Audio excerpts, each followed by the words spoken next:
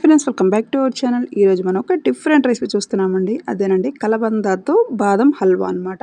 ఎంతో టేస్టీగా ఉంటుంది. ఒక్కసారి తింటే మర్చిపోరు, అంత బాగుంటుంది. దీన్ని ఎలా ప్రిపేర్ చేసుకోవాలో ఇప్పుడు చూసేద్దాము. ఎక్కడ కూడా స్కిప్ చేయకుండా చూడండి వీడియోని, అప్పుడే అర్థమవుతుంది, లేదంటే మీకు అర్థం కాదు.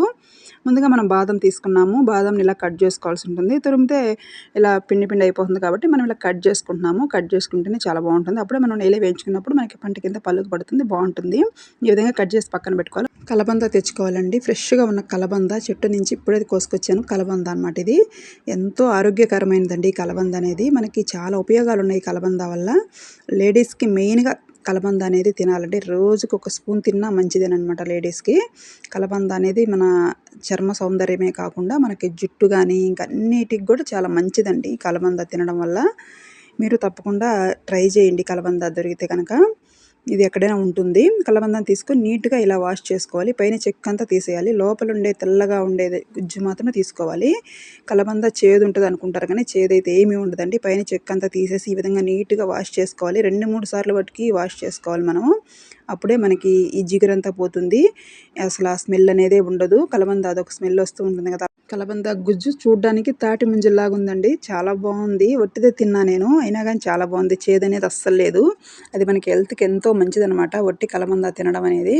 మీరు కూడా తినండి, మీకున్న ప్రాబ్లమ్స్ అన్నీ దూరం అయిపోతాయి. లేడీస్కి మెయిన్గా చెప్తున్నానండి ఇది. ఇలా 2-3 సార్లు బట్టి మనం నీట్గా వాష్ చేసుకోవాలి. ఇలా కడగడం వల్లే మనకి కలబంద అనేది మంచి ఫ్లేవర్ ఉంటుంది, చేదు అనేది లేకుండా ఎక్కడ కూడా. ఇలా కట్ చేసుకోవాలి. చిన్న చిన్న పీసులుగా కట్ చేసుకుందాము. మీరు ఎప్పుడు గనక ట్రై చేయకపోతే ఈసారి ట్రై చేయండి. కలబందతో స్వీటు పిల్లలు చాలా ఇష్టంగా తింటారండి. చాలా బాగుంటుంది. మంచి హెల్తీ ఫుడ్ కాబట్టి మీరు కూడా ట్రై చేయండి. మీకు ఎలా వచ్చిందో నాకు కామెంట్ సెక్షన్లో తెలపండి. ఇంకా మన ఛానల్లో ఎన్నో వెరైటీ రెసిపీస్ అనేవి ఉన్నాయి కదా, ఒకసారి మన ఛానల్ని విజిట్ చేయండి. అలాగే ఇంట్రెస్ట్ ఉంటే చూడండి వీడియోస్ అనేది. ఇంక ఇప్పుడు మనం కలబందని మళ్ళీ ఇంకోసారి కడుగుతున్నాము. ఇలాగ నీట్గా కట్ చేసిన తర్వాత ఆ పీసులన్నీ కూడా మళ్ళీ వేరే వాటర్ తీసుకొని ఆ వాటర్లో వేసేసి మళ్ళీ కడుగుతున్నాము. ఈ విధంగా మనం ఎన్నిసార్లు వాష్ చేసుకోవడం బట్టే మనకి కలబంద అనేది మంచి టేస్ట్ ఉంటుంది, ఎక్కడ చేదు అనేది లేకుండా ఉంటుంది. ఇంకా మన ఛానల్లో పెసరపప్పు హల్వా కూడా ఉందండి. మీకు ఇంట్రెస్ట్ ఉంటే చూడండి. దీనికి కావాల్సిన పదార్థాలండి ఇవన్నీ కూడా. గోధుమ పిండి, ఇంకా ఇవన్నీ కూడా ఇప్పుడు మనం హల్వా అయితే చేసుకోబోతున్నాము. ఇంకా నెయ్యి అండి. ఫస్ట్ నెయ్యి వేసుకొని, మన ఇంట్లో తయారు చేసిన నెయ్యి ఇది. ఇంకా మన దగ్గర ఉన్న డ్రై ఫ్రూట్స్ అన్నీ కూడా వేసేసుకొని వేయించుకోవాలి. వేయించుకొని ఒక బౌల్లో తీసి పక్కన పెట్టేసుకుందాము.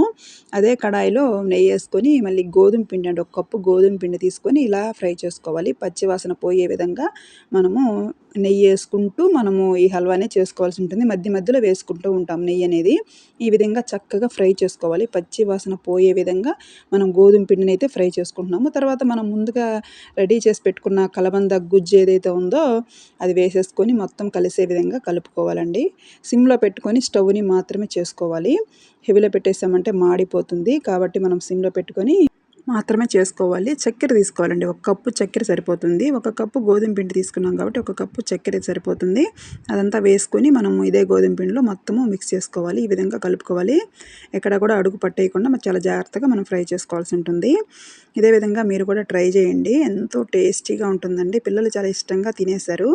ఇంకా మనం పాలు తీసుకున్నాం 1 కప్పు. కాచి చల్లార్చిన పాలండి అవి. ఇంకా కార్న్‌ఫ్లోర్ తీసుకున్నాను 2 స్పూన్లు అయితే.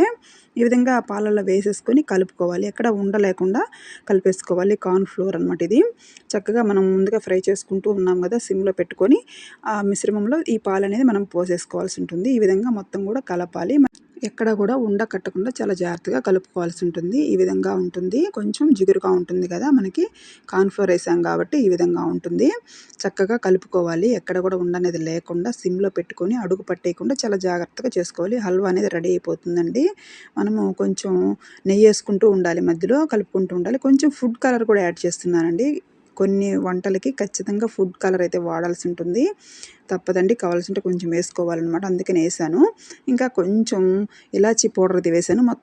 మొత్తం మిక్స్ చేసేసుకున్నాం. మనకు హల్వా అయితే రెడీ అయిపోయిందండి. ఇప్పుడు మనం సర్వింగ్ ప్లేట్లో తీసేసుకున్నాము. ఎంతో టేస్టీగా గుమగుమలాడిపోయే కలబంద బాదం హల్వా అయితే రెడీ అయిపోయిందండి. ఈ బాదం హల్వాని మీరు తప్పకుండా ట్రై చేయండి. మీకు ఎలా వచ్చిందో నాకు కామెంట్ సెక్షన్లో తెలపండి. ఫస్ట్ టైం నా ఛానల్ చూస్తుంటే సబ్స్క్రైబ్ చేసుకోండి, లైక్ చేయండి, షేర్ చేయండి. టేస్ట్ అయితే అదిరిపోయింది, నెక్స్ట్ లెవెల్లో ఉంది. Thanks for watching.